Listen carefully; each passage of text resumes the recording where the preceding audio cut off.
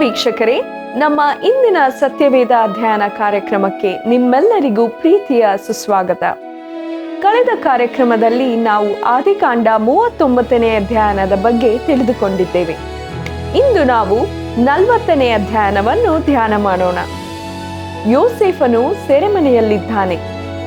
ಅರಸನ ಪಾನದಾಯಕ ಮತ್ತು ಭಕ್ಷ್ಯಗಾರರಿಗೆ ಬಿದ್ದ ವಿಚಿತ್ರ ಕನಸುಗಳ ಅರ್ಥವನ್ನು ಯೋಸೇಫನು ಹೇಗೆ ವಿವರಿಸುತ್ತಾನೆ ಎಂಬುದೇ ಕುತೂಹಲಕಾರಿ ವಿಷಯ. ಅಷ್ಟೇ ಅಲ್ಲ, ಸಹಾಯ ಮಾಡಿದ ಮೇಲೆಯೂ ಯೋಸೇಫನನ್ನು ಎಲ್ಲರೂ ಮರೆತು ಬಿಡುತ್ತಾರೆ. ಆ ನೋವಿನಲ್ಲೂ ದೇವರು ಅವನ ಜೀವಿತದಲ್ಲಿ ಹೇಗೆ ಕಾರ್ಯ ಮಾಡುತ್ತಾನೆಂದು ನೋಡೋಣ. ಬನ್ನಿ, ಇಂದಿನ ಅಧ್ಯಯನವನ್ನು ಪ್ರಾರ್ಥನೆಯೊಂದಿಗೆ ಪ್ರಾರಂಭಿಸೋಣ.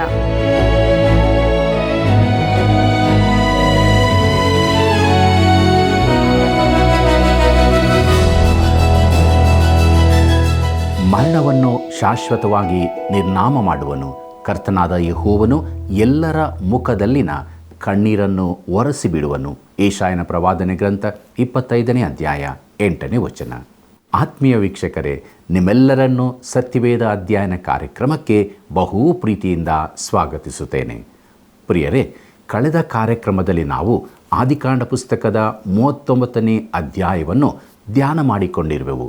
ಮುಂದುವರಿದು ಇಂದು ನಾವು ಆದಿಕಾಂಡ ಪುಸ್ತಕದ 40ನೇ ಅಧ್ಯಾಯದಲ್ಲಿ ಯೋಸೇಫನು ಪಾನದಾಯಕನ ಮತ್ತು ಭಕ್ಷ್ಯಗಾರನ ಕನಸುಗಳನ್ನು ವಿವರಿಸುತ್ತಾನೆ ಎಂಬ ವಿಷಯವನ್ನು ತಿಳಿದುಕೊಳ್ಳೋಣ.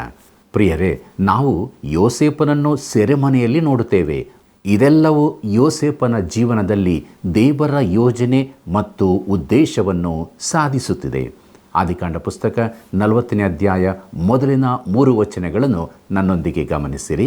ಈ ಸಂಗತಿಗಳಾದ ಮೇಲೆ ಐಗುಪ್ತ ದೇಶದ ಅರಸನಾದ ಫರೋಹನನಿಗೆ ಪಾನಕ ಕೊಡುವವನು, ಭಕ್ಷ್ಯಗಳನ್ನು ಮಾಡಿಕೊಡುವವನು ತಮ್ಮ ದಣಿಗೆ ವಿರೋಧವಾಗಿ ಯಾವುದೋ ತಪ್ಪು ಮಾಡಿದ್ದರಿಂದ ಫರೋಹನು ಆ ಇಬ್ಬರು ಉದ್ಯೋಗಸ್ಥರ ಮೇಲೆ, ಅಂದರೆ ಪಾನದಾಯಕರಲ್ಲಿ ಮುಖ್ಯಸ್ಥನ ಮೇಲೆಯೂ ಭಕ್ಷ್ಯಕಾರರಲ್ಲಿ ಮುಖ್ಯಸ್ಥನ ಮೇಲೆಯೂ ಕೋಪ ಮಾಡಿ ಅವರನ್ನು ಮೈಗಾವಲಿನವರ ದಳವಾಯಿಯ ಮನೆಯೊಳಗೆ ಕಾವಲಲ್ಲಿರಿಸಿದನು ಎಂಬುದೇ. ಪ್ರಿಯ ವೀಕ್ಷಕರೇ, ಇದು ಆಕಸ್ಮಿಕವಾಗಿರಲಿಲ್ಲ. ಇದು ಯಾವುದನ್ನು ಪ್ರಕಟಿಸುತ್ತದೆ? ಇದು ನಿಶ್ಚಯವಾಗಿಯೂ ಐಗುಪ್ತದ ಫರೋಹಗಳು ಹೊಂದಿದ್ದ ಅನಿಯಂತ್ರಿತ ಮತ್ತು ಸರ್ವಾಧಿಕಾರಿ ಸ್ಥಾನ ಹಾಗೂ ನೀತಿಯನ್ನು ಪ್ರಕಟಿಸುವಂಥದ್ದಾಗಿತ್ತು. ಪ್ರಿಯರೇ, ಭಕ್ಷ್ಯಗಾರನು ಮತ್ತು ಪಾನದಾಯಕನು ಯಾವ ತಪ್ಪು ಮಾಡಿದ್ದಾರೆ ಎಂಬುದನ್ನು ನಾವು ತಿಳಿದಿರುವುದಿಲ್ಲ.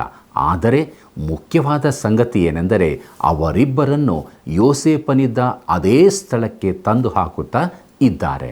ಈಗ ಸೆರೆಮನೆಯಲ್ಲಿಯೂ ಕೂಡ ಯೋಸೇಫನು ಉತ್ತಮ ಸ್ಥಾನವನ್ನು ಆಕ್ರಮಿಸಿಕೊಳ್ಳುತ್ತಾ ಇದ್ದಾನೆ.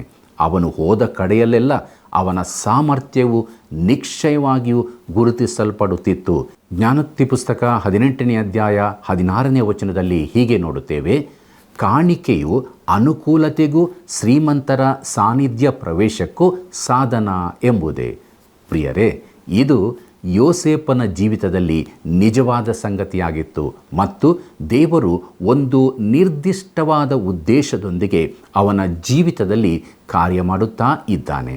ಆದಿಕಾಂಡ ಪುಸ್ತಕ 40ನೇ ಅಧ್ಯಾಯ 4ನೇ ವಚನದಿಂದ 6ನೇ ವಚನದಲ್ಲಿ ಯೋಸೇಫನನ್ನು ಅವರಿಬ್ಬರ ಉಪಚಾರಕ್ಕೆ ನೇಮಿಸಿದ್ದರಿಂದ ಅವರಿಬ್ಬರನ್ನು ಯೋಸೇಫನು ಚೆನ್ನಾಗಿ ಪರಿಚಯ ಮಾಡಿಕೊಂಡನು ಮತ್ತು ಅವನು ಯಾವಾಗಲೂ ಪ್ರಕಾಶಮಾನವಾದ ಹಾಗೂ ಚುರುಕಾದ ಆಶಾವಾದಿ ವ್ಯಕ್ತಿಯಾಗಿದ್ದನು. ಪ್ರಿಯರೇ, ಫರೋಹನೊಂದಿಗೆ ಉತ್ತಮ ಸ್ಥಾನವನ್ನು ಹೊಂದಿಕೊಂಡಿದ್ದ ಈ ಇಬ್ಬರು ವ್ಯಕ್ತಿಗಳು ಚಿಂತೆಯುಳ್ಳವರಾಗಿ ಕಪ್ಪು ಮುಖಗಳಿಂದ ಕೂತಿರುವುದನ್ನು ನೋಡುತ್ತಾನೆ ಎಂಬುದನ್ನು ನಾವು ತಿಳಿದುಕೊಳ್ಳುತ್ತೇವೆ.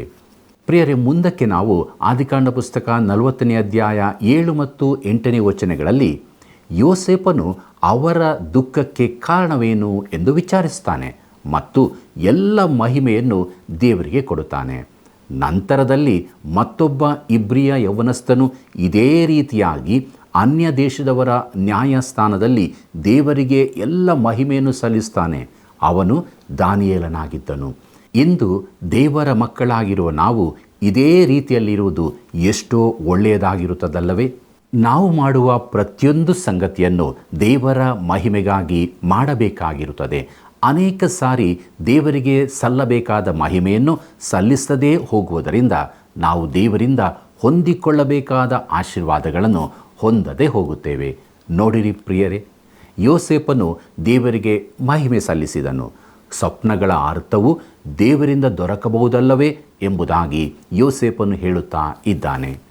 ಮುಂದಕ್ಕೆ ನಾವು ಆದಿಕಾಂಡ ಪುಸ್ತಕ 40ನೇ ಅಧ್ಯಾಯ 9ನೇ ವಚನದಿಂದ 13ನೇ ವಚನದವರೆಗೆ ನೋಡುವಾಗ, ಹಳೆ ಒಡಂಬಡಿಕೆಯಲ್ಲಿ ದೇವರು ಕನಸುಗಳನ್ನು ಉಪಯೋಗ ಮಾಡಿಕೊಂಡನು. ಆದರೆ ಅದೇ ರೀತಿಯಲ್ಲಿ ಹೊಸ ಒಡಂಬಡಿಕೆಯಲ್ಲಿ ದೇವರು ಚಲಿಸುತ್ತಿರುವುದನ್ನು ನಾವು ನೋಡುವುದಿಲ್ಲ. ಯಾಕಂದರೆ ಅಂದು ಪವಿತ್ರ ಶಾಸ್ತ್ರದ ಕಟ್ಟಳೆಯು ಪರಿಪೂರ್ಣವಾಗಿತ್ತು. ಇಂದು ನಮಗೆ ಕನಸುಗಳ ಅವಶ್ಯಕತೆ ಇರುವುದಿಲ್ಲ. ಆದರೆ ಅಂದಿನ ದಿನದಲ್ಲಿ ದೇವರು ಕನಸುಗಳಲ್ಲಿ ಮಾತಾಡಿದನು ಮತ್ತು ಅವರಿಗೆ ಅರ್ಥವಾಗುವಂಥ ಚಿಹ್ನೆಗಳನ್ನು ಆತನು ಉಪಯೋಗಿಸಿದನು. ಪಾನದಾಯಕನು ದ್ರಾಕ್ಷಾರಸವನ್ನು ಕೊಡುವುದರ ಸಂಗತಿಯನ್ನು ಅರ್ಥ ಮಾಡಿಕೊಳ್ಳುತ್ತಿದ್ದನು. ಯಾಕೆಂದರೆ ಫರೋಹನನಿಗೆ ಅವನು ಅದನ್ನೇ ಮಾಡುತ್ತಿದ್ದನು.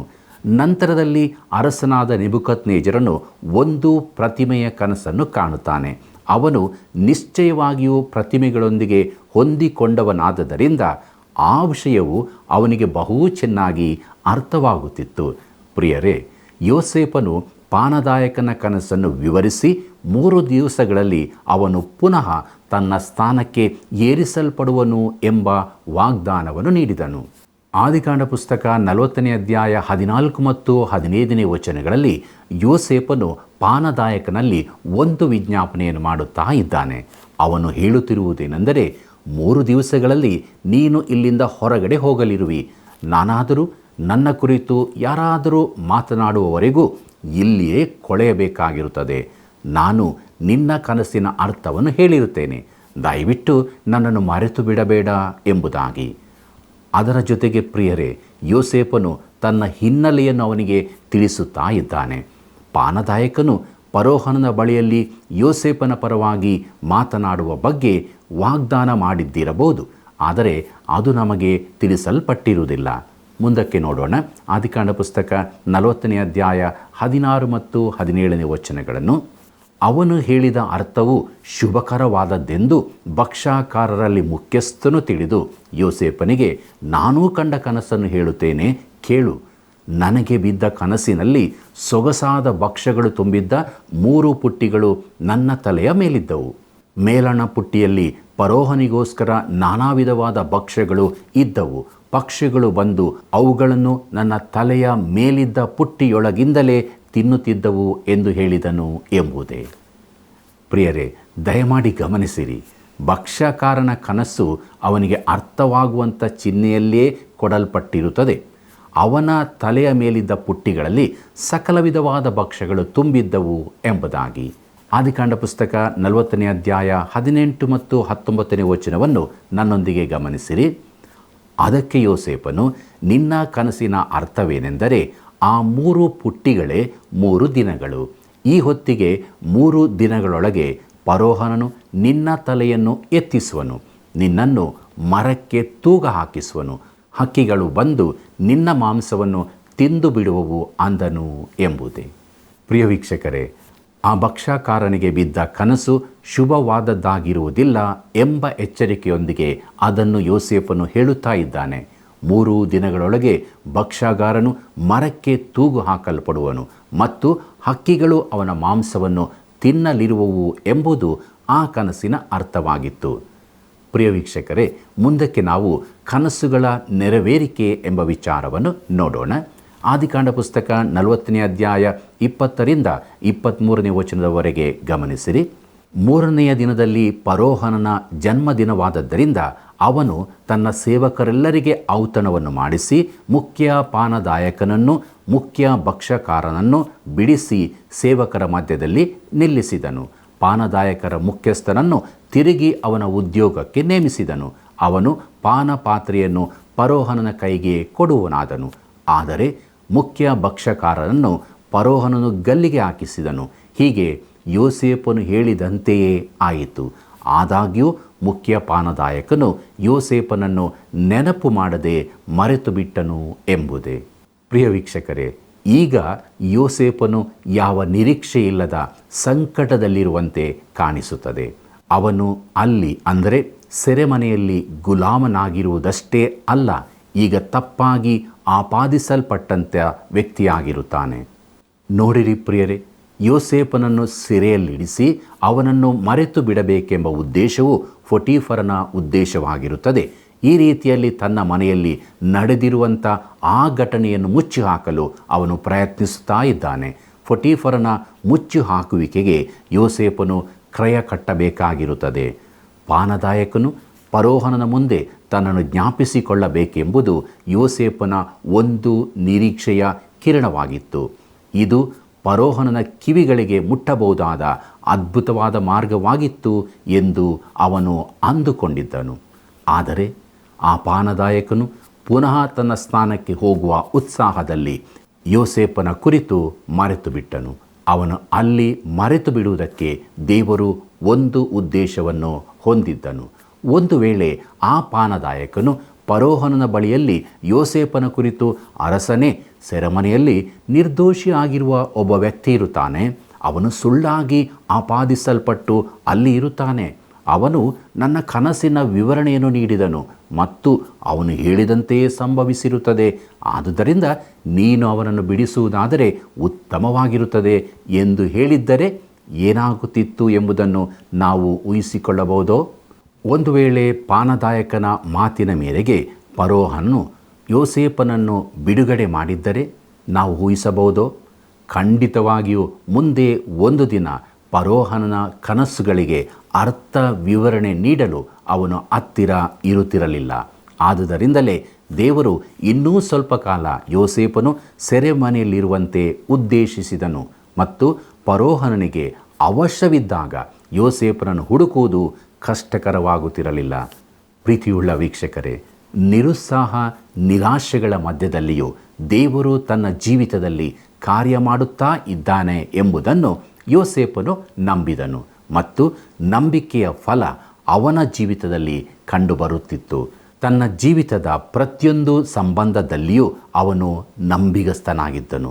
ಅವನು ಪೊಟೀಫರನಿಗೆ ನಂಬಿಗಸ್ತನಾಗಿದ್ದನು. ಸೆರೆಮನೆಯ ಯಜಮಾನನಿಗೆ ನಂಬಿಗಸ್ತನಾಗಿದ್ದನು. ಎಲ್ಲದರಲ್ಲಿಯೂ ದೇವರಿಗೆ ಮಹಿಮೆ ಸಲ್ಲಿಸುತ್ತಾ ಆತನಿಗೆ ನಂಬಿಗಸ್ತನಾಗಿದ್ದನು. ನಂತರದಲ್ಲಿ ನಾವು ನೋಡುವಾಗ ಹಾಗೆ ಅವನು ಫರೋಹನನಿಗೂ ನಂಬಿಗಸ್ತನಾಗಿದ್ದನು ಮತ್ತು ತನ್ನ ಸ್ವಂತ ಅಣ್ಣಂದಿರಿಗೂ ನಂಬಿಗಸ್ತನಾಗಿ ಇರಲಿದ್ದಾನೆ.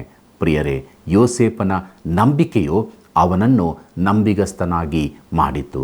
ನಮ್ಮನ್ನು ನಾವು ಪರೀಕ್ಷಿಸಿಕೊಳ್ಳುವುದಾದರೆ, ನಾವು ನಿಜವಾಗಿಯೂ ವಿಶ್ವಾಸಿಯಾಗಿರುವುದಾದರೆ ನಾವು ನಂಬಿಗಸ್ತರಾಗಿರುತ್ತೇವೆ. ಪ್ರಿಯ ವೀಕ್ಷಕರೇ, ಸಂಕಟ ಶೋಧನೆಗಳ ಅಡಿಯಲ್ಲಿಯೂ ಜೀವಿತದ ಮೇಲೆ ಆಶಾವಾದಿಯ ಹೊರನೋಟವನ್ನು ಹೊಂದಲು ಅದು ಅವನಿಗೆ ಅನುಕೂಲ ಮಾಡಿತು. ನಂಬಿಕೆಯೇ ಯೋಸೇಫನಿಗೆ ಇತರರ ಕಡೆಗೆ ಅನುಕಂಪದ ಮತ್ತು ದಯೆಯ ಮನೋಭಾವವನ್ನು ನೀಡಿತು. ಅವನು ಪಾನದಾಯಕನಿಗೆ ಹಾಗೂ ಭಕ್ಷ್ಯಕಾರನಿಗೆ ಎಷ್ಟು ದಯೆಯುಳ್ಳವನಾಗಿದ್ದನು ಎಂಬುದನ್ನು ನಾವು ಗಮನಿಸಬಹುದು. ನಂತರದಲ್ಲಿ ಅವನು ತನ್ನ ಸಹೋದರರಿಗೆ ಹೇಗೆ ದಯೆಯುಳ್ಳವನಾಗಿದ್ದನು ಎಂಬುದನ್ನು ನಾವು ನೋಡಲಿದ್ದೇವೆ. ಪ್ರಿಯರೇ, ನಂಬಿಕೆಯು ಮತ್ತೊಂದು ಸಂಗತಿಯನ್ನು ಅವನಿಗೆ ಮಾಡಿತು. ಅದೇನೆಂದರೆ ಅವನನ್ನು ದೀನ ಮನುಷ್ಯನನ್ನಾಗಿ ಮಾಡಿತು. ತನ್ನ ಎಲ್ಲ ಸಾಧನೆಗಳಿಗೆ ಅವನು ದೇವರಿಗೆ ಮಹಿಮೆ ಸಲ್ಲಿಸಿದನು. ಪ್ರಿಯರೇ, ಅವನು ಎಂಥ ಅದ್ಭುತ ವ್ಯಕ್ತಿಯಾಗಿರುವನಲ್ಲವೇ? ಅದಕ್ಕೆ ಕಾರಣವೇನಾಗಿರುತ್ತದೆ? ಅವನು ದೇವರನ್ನು ನಂಬಿದ್ದನು.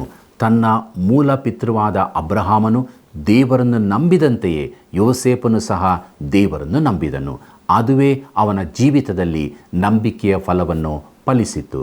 ಪ್ರಿಯರೇ, ಯೋಸೇಫನು ಈಗ ಸೆರೆಮನೆಯಲ್ಲಿ ಮರೆಯಲ್ಪಟ್ಟವನಾಗಿ ಇದ್ದಾನೆ. ಆದರೆ ಯಾರೋ ಒಬ್ಬರು ಅವನನ್ನು ಮರೆತಿರುವುದಿಲ್ಲ. ಹೌದು, ದೇವರು ಯೋಸೇಫನನ್ನು ಮರೆತಿರುವುದಿಲ್ಲ. ಅವನ ಜೀವಿತದಲ್ಲಿ ಇನ್ನೂ ಕಾರ್ಯನಿರತನಾಗಿರುತ್ತಾನೆ.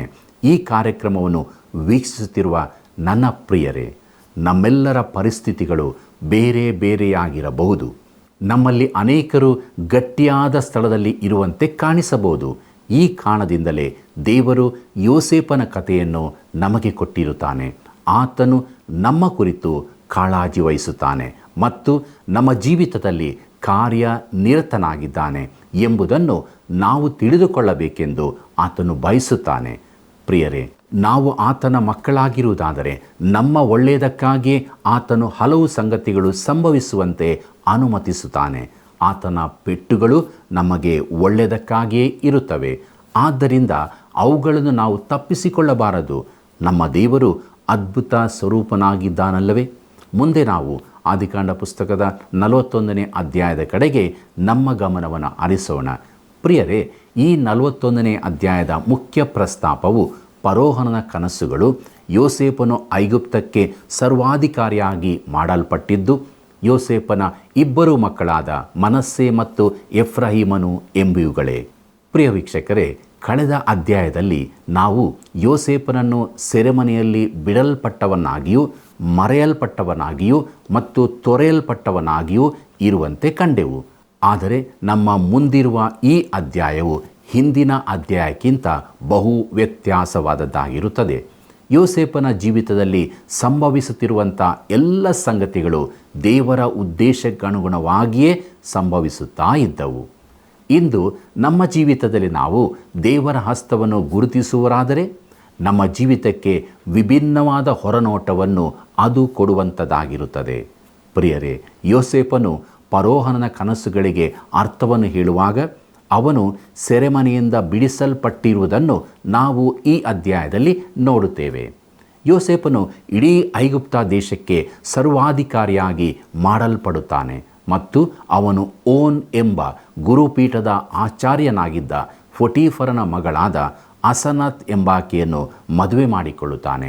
ಆಕೆಯು ಅವನಿಗೆ ಮನಸ್ಸೆ ಮತ್ತು ಎಫ್ರಾಯಿಂ ಎಂಬ ಮಕ್ಕಳನ್ನು ಹೆತ್ತು ಕೊಡುತ್ತಾಳೆ. ಪ್ರಿಯ ವೀಕ್ಷಕರೇ, ಇದು ಬಡತನದಿಂದ ಶ್ರೀಮಂತಿಕೆಗೆ ನಡೆಸಲ್ಪಡುವ ಕಥೆಯಾಗಿರುತ್ತದೆ. ದೇವರ ಹಸ್ತವು ಯೋಸೇಫನ ಜೀವಿತದಲ್ಲಿ ಇರುವುದನ್ನು ನಾವು ಈ ಅಧ್ಯಾಯದಲ್ಲಿ ಸ್ಪಷ್ಟವಾಗಿ ನೋಡುತ್ತೇವೆ. ಆಪತ್ತಿನ ದಿನಗಳಲ್ಲಿಯೂ ದೇವರ ಪರಾಂಬರಿಕೆಯೂ ಇರುವುದರ ಕುರಿತು ಯೋಸೇಫನು ಪ್ರಜ್ಞಾವಂತನಾಗಿರುತ್ತಾನೆ. ಇದು ಅವನಲ್ಲಿ ಪವಿತ್ರಾತ್ಮನ ಫಲವಾಗಿರುವ ಅನೇಕ ಸದ್ಗುಣಗಳನ್ನು ಅಭಿವೃದ್ಧಿಪಡಿಸಿತು. ಅವುಗಳಲ್ಲಿ ತಾಳ್ಮೆ ಒಂದಾಗಿತ್ತು. ರೋಮಾಪುರದವರಿಗೆ ಬರೆದ ಪತ್ರಿಕೆ 5ನೇ ಅಧ್ಯಾಯ 3ನೇ ವಚನದಲ್ಲಿ ಹೇಳಿರುವ ಪ್ರಕಾರ, ಯಾಕೆಂದರೆ ಉಪದ್ರವದಿಂದ ತಾಳ್ಮೆ ಹುಟ್ಟುತ್ತದೆ ಎಂಬುದು. ಪ್ರಿಯರೇ, ಯೋಸೇಫನ ಜೀವಿತದಲ್ಲಿ ನಿರ್ದಿಷ್ಟವಾಗಿ ಇದು ನಿದರ್ಶಿಸಿತು. ಪ್ರಿಯರೇ, ಈ ಅಧ್ಯಾಯದಲ್ಲಿ ಯೋಸೇಫನು ಅನ್ಯನಾದ ಫರೋಹನನ ಸಮೂಹಕ್ಕೆ ತರಲ್ಪಟ್ಟಿರುತ್ತಾನೆ. ಇದರಂತೆಯೇ ನಂತರದಲ್ಲಿ ದಾನಿಯೇಲನು ನೆಬೂಕದ್ನೆಚ್ಚರನ ಸಮ್ಮುಖದಲ್ಲಿ ಬರಲಿದ್ದಾನೆ. ಇವರಿಬ್ಬರು ಕನಸುಗಳ ಅರ್ಥ ವಿವರಣೆಯನ್ನು ನೀಡಿದರು. ಪ್ರಿಯರೇ, ಈ ಅಧ್ಯಾಯದ ಅಂತ್ಯಭಾಗದಲ್ಲಿ ಬರಗಾಲದ ಕುರಿತು ನಾವು ಪರಿಗಣಿಸಲಿದ್ದೇವೆ. ಇದರಿಂದ ದೇವರ ಉದ್ದೇಶವು ನೆರವೇರಬೇಕಾಗಿರುತ್ತದೆ. ದೇವರು ಬರಗಾಲವನ್ನು ಉಪಯೋಗಿಸುವುದರ ಮೂಲಕ ಯಾಕೋಬನ ಕುಟುಂಬವನ್ನು ಕಾನಾನಿನಿಂದ ಹೊರತರಲಿದ್ದಾನೆ. ಆ ಕುಟುಂಬವನ್ನು ಕಾನಾನ್ಯರ ಪಾಪದಿಂದ ದೂರಕ್ಕೆ ತಂದು ಐಗುಪ್ತದಲ್ಲಿ ಪ್ರತ್ಯೇಕಿಸಲ್ಪಟ್ಟ ಗೋಷೇನ್ ಎಂಬ ಸ್ಥಳದಲ್ಲಿ ನೆಲೆಸುವಂತೆ ಮಾಡಲಿದ್ದಾನೆ. ಅದು ದೇವರ ಒಂದು ಉದ್ದೇಶವಾಗಿರುತ್ತದೆ. ದೇವರು ಬಹುಶಃ ಹಲವಾರು ಉದ್ದೇಶಗಳನ್ನು ಹೊಂದಿರಬಹುದು, ಆದರೆ ಇದು ಎದ್ದು ಕಾಣುವಂಥ ಉದ್ದೇಶವಾಗಿರುತ್ತದೆ.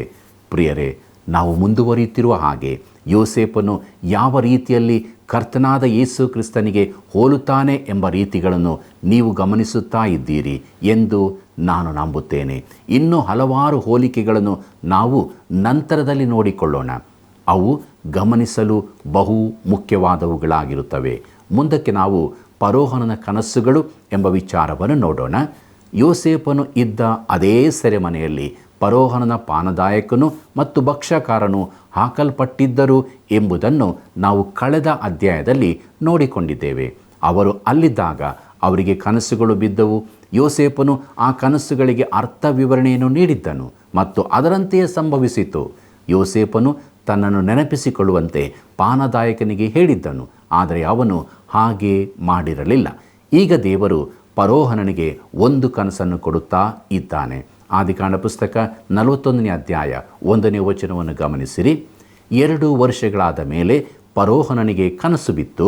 ಆ ಕನಸು ಏನೆಂದರೆ, ಅವನು ನೈಲ್ ನದಿಯ ತೀರದಲ್ಲಿ ನಿಂತಿದ್ದನು ಎಂಬುದೇ. ಪ್ರಿಯ ವೀಕ್ಷಕರೇ, ಇಲ್ಲಿ ಗಮನಿಸಬೇಕಾದ ವಿಷಯವೇನೆಂದರೆ, ಕಳೆದ ಅಧ್ಯಾಯದ ಮುಕ್ತಾಯದ ನಂತರ ಈಗ ಪರಿಪೂರ್ಣವಾಗಿ 2 ವರ್ಷಗಳು ಮುಗಿದಿರುತ್ತವೆ. ಯೋಸೇಫನು ಸೆರೆಮನೆಯಲ್ಲಿ ಏನಾದರೂ ಸಂಭವಿಸುತ್ತದೋ ಎಂಬುದನ್ನು ಕಾದುಕೊಂಡು ಇನ್ನೂ 2 ವರ್ಷಗಳನ್ನು ಕಳೆದಿರುತ್ತಾನೆ. ಈಗ ಫರೋಹನನ ಕನಸನ್ನು ನೋಡಿಕೊಳ್ಳೋಣ. ಆದಿಕಾಂಡ ಪುಸ್ತಕ 41ನೇ ಅಧ್ಯಾಯ 2 ಮತ್ತು 3ನೇ ವಚನವನ್ನು ಗಮನಿಸಿರಿ.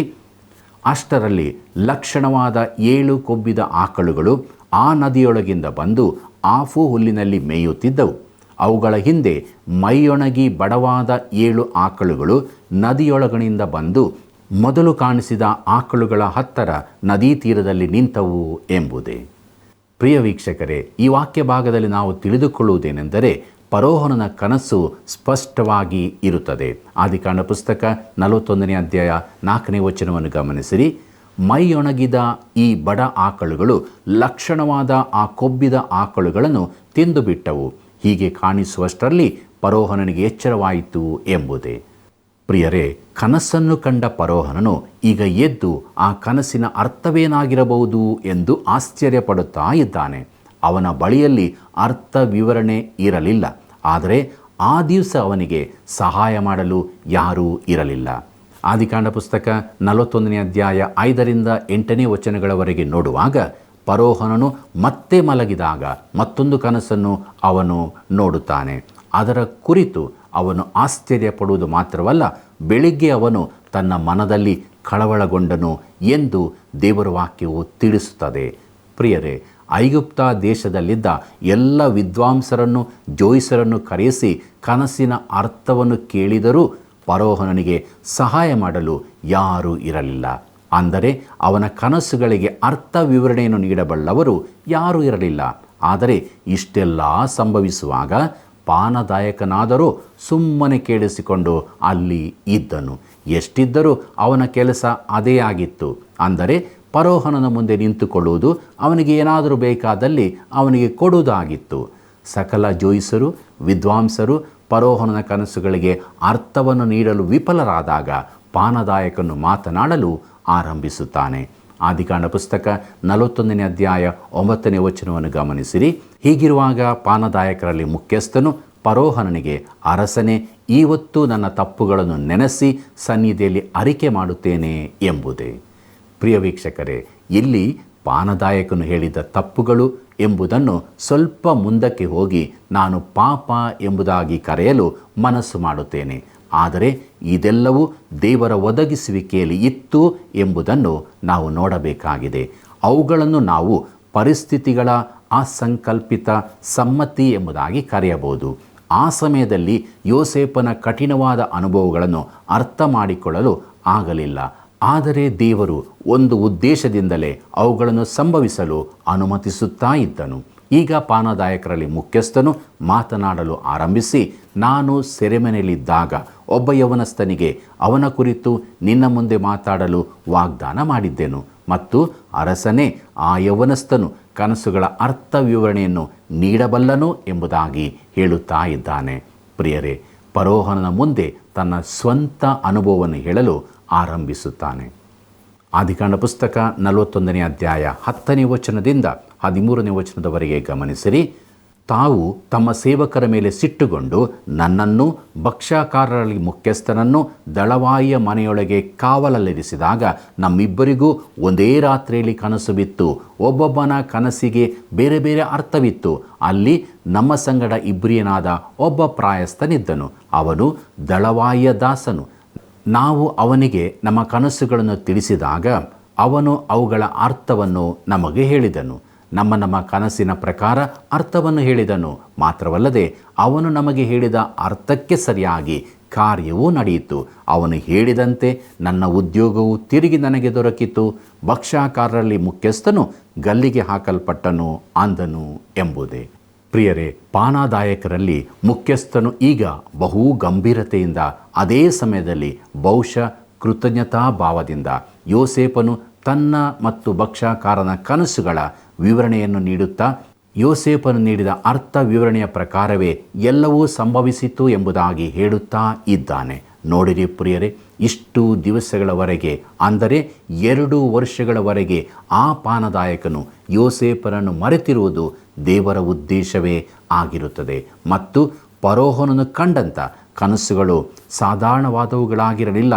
ಅವು ಅವನನ್ನು ಕಳವಳಕ್ಕೆ ಒಳಪಡಿಸಿದ್ದವು ಮತ್ತು ಆ ಕನಸುಗಳು ಗಮನಾರ್ಹವಾದವುಗಳಾಗಿವೆ ಎಂಬುದನ್ನು ಫರೋಹನನು ತಿಳಿದುಕೊಂಡಿದ್ದನು. ಪ್ರೀತಿಯುಳ್ಳ ವೀಕ್ಷಕ ಬಾಂಧವರೇ, ದೇವರ ವಾಕ್ಯವು ನಾವು ಕೇಳಿದ್ದೇವೆ. ದೇವರ ವಾಕ್ಯಕ್ಕೆ ವಿಧೇಯರಾಗಿ ನಮ್ಮ ಜೀವಿತವನ್ನು ರೂಪಿಸಿಕೊಳ್ಳೋಣ.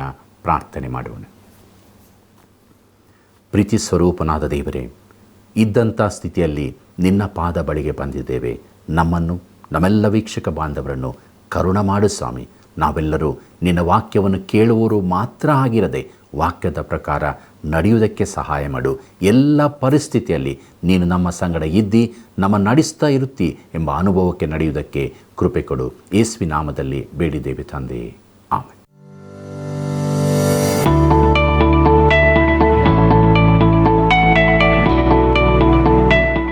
ಇಂದಿನ ಅಧ್ಯಯನದಿಂದ ಒಂದು ಪ್ರಶ್ನೆ. ಲಕ್ಷಣವಾದ 7 ಕೊಬ್ಬಿದ ಆಕಳುಗಳು ನದಿಯೊಳಗಿಂದ ಬಂದು ಎಲ್ಲಿ ಮೇಯುತ್ತಿದ್ದವು? ಲಕ್ಷಣವಾದ 7 ಕೊಬ್ಬಿದ ಆಕಳುಗಳು ನದಿಯೊಳಗಿಂದ ಬಂದು ಎಲ್ಲಿ ಮೇಯುತ್ತಿದ್ದವು? ಉತ್ತರ: ಹಾಪು ಹುಲ್ಲಿನಲ್ಲಿ, ಕಾಡಿನಲ್ಲಿ, ತೋಟದಲ್ಲಿ. ನಿಮ್ಮ ಉತ್ತರಗಳನ್ನು ನಮ್ಮ ವಾಟ್ಸಪ್ ಸಂಖ್ಯೆ 7618737772ಗೆ ಕಳುಹಿಸಿರಿ.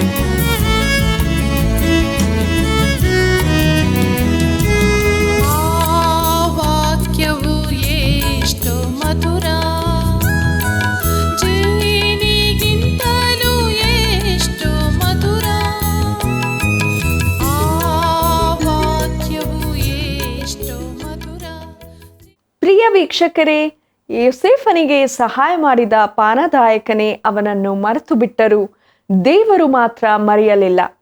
ನಮಗೂ ಅಷ್ಟೇ, ಎಷ್ಟೇ ಕಷ್ಟ ಬಂದರೂ ಅಥವಾ ನಮ್ಮನ್ನು ಎಲ್ಲರೂ ಮರೆತರೂ ದೇವರು ಮರೆಯದೆ ನಮ್ಮ ಜೀವಿತದಲ್ಲಿ ಕೆಲಸ ಮಾಡುತ್ತಿರುತ್ತಾನೆ. ಸರಿಯಾದ ಸಮಯಕ್ಕಾಗಿ ತಾಳ್ಮೆಯಿಂದ ಕಾಯುವುದನ್ನು ನಾವು ಯೋಸೇಫನಿಂದ ಕಲಿಯಬೇಕು.